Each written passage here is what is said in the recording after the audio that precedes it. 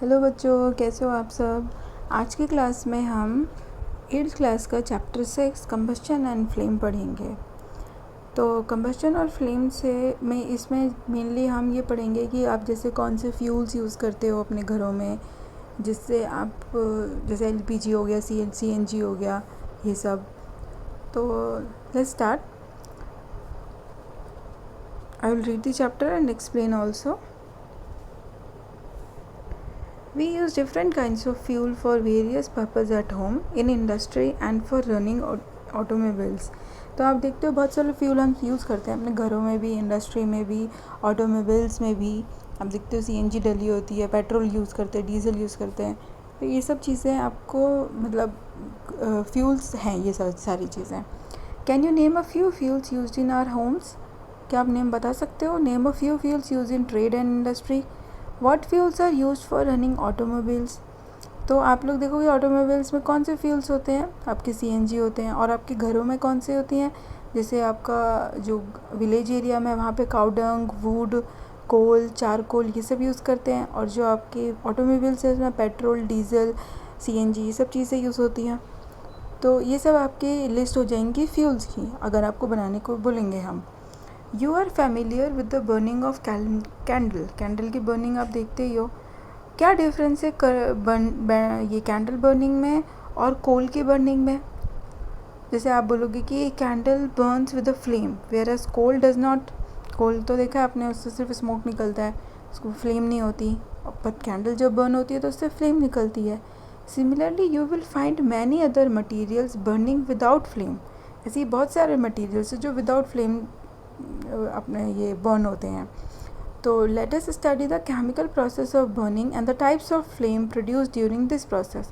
तो हम chemical process पढ़ेंगे बर्निंग के कौन कौन से होते हैं और टाइप्स ऑफ फ्लेम्स जो प्रोड्यूस होती हैं ड्यूरिंग बर्निंग, तो इसके बारे में हम पढ़ेंगे। So first come is your combustion. What is combustion? Recall the activity of burning of magnesium ribbon performed in class 7th में आपको एक एक्टिविटी थी जिसमें मैग्नीशियम रिबन बर्न करते हुए दिखाया था। जैसे ये आपकी फिगर 6.1 में दिखाया हुआ है कि रिबन को, ये मैग्नीशियम रिबन को बर्न कर रहे हैं, तो ये फ्लेम के साथ बर्न हो रहा है। We learn that magnesium burns to form magnesium oxide and produces heat and light. तो जब मैग्नीशियम को हम बर्न करते हैं तो वो मैग्नीशियम ऑक्साइड रिलीज़ करता है और हीट और लाइट। तो देखो आपका जैसे ये Mg है मैग्नीशियम, इसको हमने हीट किया तो इससे क्या बना आपका मैग्नीशियम ऑक्साइड, और इसमें क्या आपकी निकली हीट और लाइट। ये हीट हमने दिया और ये आपको हीट और लाइट और producing. We can perform a similar activity with piece of charcoal. Charcoal का पीस लेके भी हम ऐसी एक्टिविटी परफॉर्म कर सकते हैं, उसको बर्न कर सकते हैं। तो आप क्या करोगे, उसको टोंग से पकड़ेंगे, जो आपको जिसको चिमटा भी बोलते हैं, कि उसको आपने चिमटे से पकड़ा, जो आपका ये है चारकोल है उसको पकड़ा और उसको फ्लेम की, कैंडल के फ्लेम के बीच पास में ले गए। और फिर आप क्या देखोगे कि आपका जो चारकोल है वो बर्न होना शुरू हो गया। We find that charcoal burns in air. We know that coal too burns in air, producing carbon dioxide, heat and light. तो चारकोल भी वैसे ही बर्न होएगा और एयर में, और क्या प्रोड्यूस करेगा? Carbon dioxide, heat and light. तो ये आपका हो गया चारकोल के बारे में। Now come to the definition of combustion, कि कंबस्शन है क्या। कंबस्शन मतलब जलना, कोई किसी भी चीज़ को हम जो जलाते हैं वो किसकी प्रेजेंस में? ऑक्सीजन की प्रेजेंस में होता है। A chemical process in which a substance reacts with oxygen to give off heat is called combustion. तो ऑक्सीजन की प्रेजेंस में हमने कोई भी सब्सटेंस को रिएक्ट किया और उससे हमको हीट मिली, उसको कंबस्शन बोलेंगे। तो ये जो आपका प्रोसेस है ये भी कंबस्शन का प्रोसेस है। मैग्नीशियम रिबन को बर्न कर रहे हैं। The substance that undergoes combustion is said to be combustible. It is called fuel. तो जो आपका सब्सटेंस है जो कि कंबस्शन के प्रोसेस जिसमें हम कर सकते हैं, मतलब जिसको हम जला सकते हैं और उससे हमें हीट और लाइट मिलती है, उस सब्सटेंस को हम कंबस्टिबल सब्सटेंस बोलेंगे और उसका नाम होता है फ्यूल। द फ्यूल में बी सॉलिड, लिक्विड और गैस। तो तीनों फॉर्म में हो सकता है। आपने देखा ही, अब गैस के फॉर्म में आप घरों में यूज़ करते हो, एलपीजी, सीएनजी यूज़ करते हैं ऑटोमोबाइल्स में। बाकी आपका लिक्विड फॉर्म में पेट्रोल डीजल हो गया, सॉलिड फॉर्म में आपका चारकोल वुड हो गया या कोल हो गया। तो ये तीनों फॉर्म्स होती हैं। एंड कंबशन के टाइम पे ये या तो फ्लेम देते हैं या फिर ग्लो करते हैं। In the reactions mentioned above magnesium and charcoal are combustible substance. तो इस तरीके से आपने क्या देखा कि जो हमने एग्जांपल पढ़े मैग्नीशियम और चारकोल के, वो दोनों ही कंबस्टिबल सब्सटेंस है, because both of them can burn and give light and heat. तो आपने ये बूझो, ये आपको यहाँ डेफिनेशन भी दी हुई है कंबस्टिबल सब्सटेंसेस की। Substance which burn in air to produce heat and light are called combustible substances. Food is a fuel for our body. Food भी तो हमारी बॉडी के लिए फ्यूल है ना, तो क्या उसमें लाइट और हीट दे रहा है वो? ये ऐसा बूझो के माइंड में क्वेश्चन आया। तो पहेली ने क्या बोला? राइटली सो, ऐसा होता है। Yes, in our body food is broken down by the reaction with oxygen and heat is produced, जो कि हमने इस क्लास 7th में पढ़ा है कि यस, जो आपका फूड है वो फ्यूल की तरह काम करता है, बिकॉज जो आप फूड खाना खाते हैं वो आपकी बॉडी में जाके ब्रेक डाउन होता है ऑक्सीजन की प्रेजेंस में। हम ऑक्सीजन तो इनहेल कर रहे हैं ना, उसकी प्रेजेंस में वो ब्रेक डाउन होता है और हीट प्रोड्यूस करता है बॉडी में। तभी हम देखा होगा कि कभी मतलब ऐसा बोलते भी हैं कि अगर आपको बहुत तेज़ ठंड लग रही है घर ठंड के टाइम पे, और आपने अगर कुछ खाना खाया तो उससे आपको बॉडी में हीट भी आएगी, आपको गर्मी भी लगेगी थोड़ा सा। तो अब एक्टिविटी 16.1 पढ़ते हैं, क्या इसमें हो रहा है। Collect some materials like straw, match stick, kerosene, oil paper, iron nails, stone pieces, glass etcetera. ये आपको पीसेस कलेक्ट करने को बोला है एंड उन सबको बर्न करेंगे और फिर देखेंगे कि कौन कौन सा बर्न हो रहा है और कौन कौन सा बर्न नहीं हो रहा है। तो कंबस्टिबल और नॉन कंबस्टिबल में आप टिक करेंगे। तो आपको पता है वुड तो कंबस्टिबल है, चले मतलब ये बर्न होएगा। पेपर भी कंबस्टिबल है, बट आयरन नेल आपका नॉन कंबस्टिबल है। कैरोसिन ऑयल कंबस्टिबल है।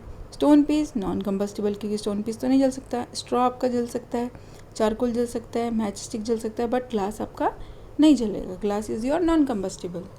तो इस तरीके से आप अपना ये टेबल फिल कर सकते हैं। और भी आप जो सब्सटेंस से कंबस्टिबल होते हैं ये आपको टेबल 6.1 में आप अपने आप ऐड कर सकते हैं।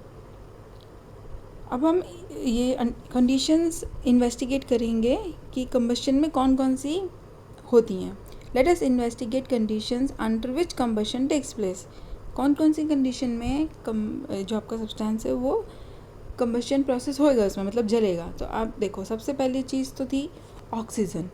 ऑक्सीजन की प्रेजेंस होनी चाहिए। विदाउट ऑक्सीजन प्रेजेंस नहीं कोई भी चीज़ आपकी जलेगी। जैसे आपको ये एक्टिविटी दिखाई है कि इन्होंने कैंडल लिया था, ठीक है। Fix a lighted candle on a table, put a glass chimney over the candle and rest it on few wooden blocks in such a way that air can enter the chimney. जो आपका 6.2A है, इसमें इस तरीके से रखा कि air नीचे से पास हो रही है। ये आपको दिख रहा होगा, इस तरीके से ये रखा हुआ है इस वुडन के ऊपर कैंडल को, और इसके ऊपर से एक ग्लास चिमनी रख दी है। दूसरे में क्या किया, now remove the blocks and let the chimney rest on the table. और ये जो आपके ब्लॉक्स है वो नीचे से ये रिमूव कर दिए और फिर उसके बाद इसके ऊपर चिमनी रख दी। एंड फिर से आपको फ्लेम देखनी है।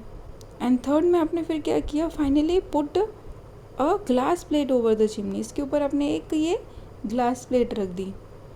नाउ फिर से आप फ्लेम को देखेंगे तो आप इन तीनों केसेस में क्या ऑब्जर्व करेंगे कि फर्स्ट में क्या है, आप देखो आपकी कैंडल की जो फ्लेम है वो इजीली बर्न हो रही है। सेकेंड में बुझने लग गई, कम कम हो गई, स्मोक आने लग गया। और थर्ड में एकदम बंद हो गई, क्योंकि इसके अंदर ऑक्सीजन की प्रेजेंस बंद हो गई। ऑक्सीजन आना, यहाँ से एंटर कर पाना अंदर बंद हो गई, इसलिए ये कैंडल आपकी बुझ गई।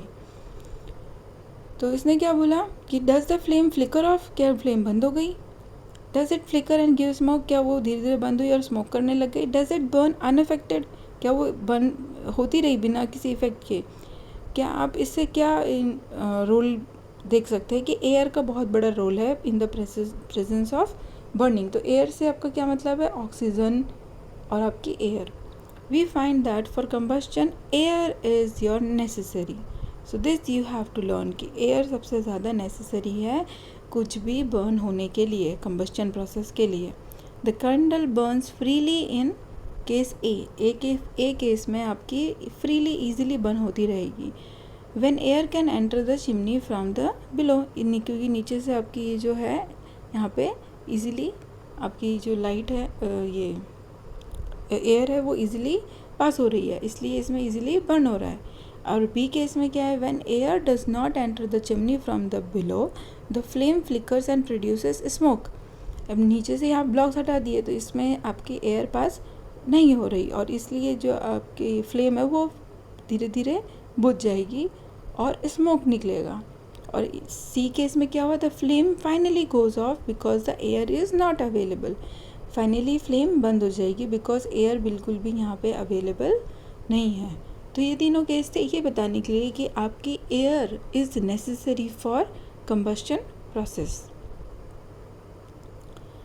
अब बूजे के माइंड में क्या आया कि we have read the sun produces its own heat and light, is it also some kind of combustion. Yes, इसने बोला कि जो सन है हमने पढ़ा है कि वो भी अपनी हीट और लाइट होती है उसके पास, तो क्या उसके अंदर कोई कंबस्शन प्रोसेस हो रहा होता है. In the sun heat and light are produced by nuclear reactions.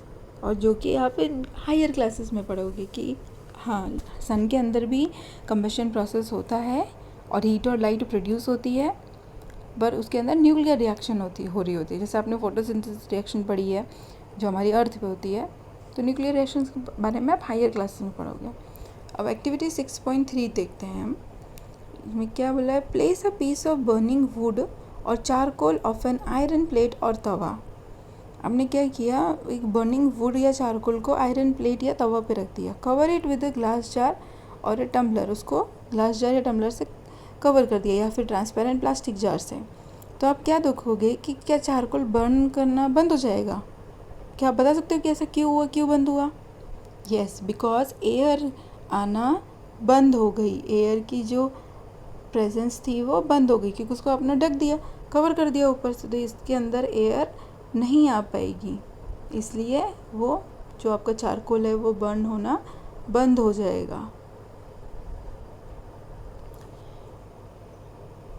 Okay, now come to this.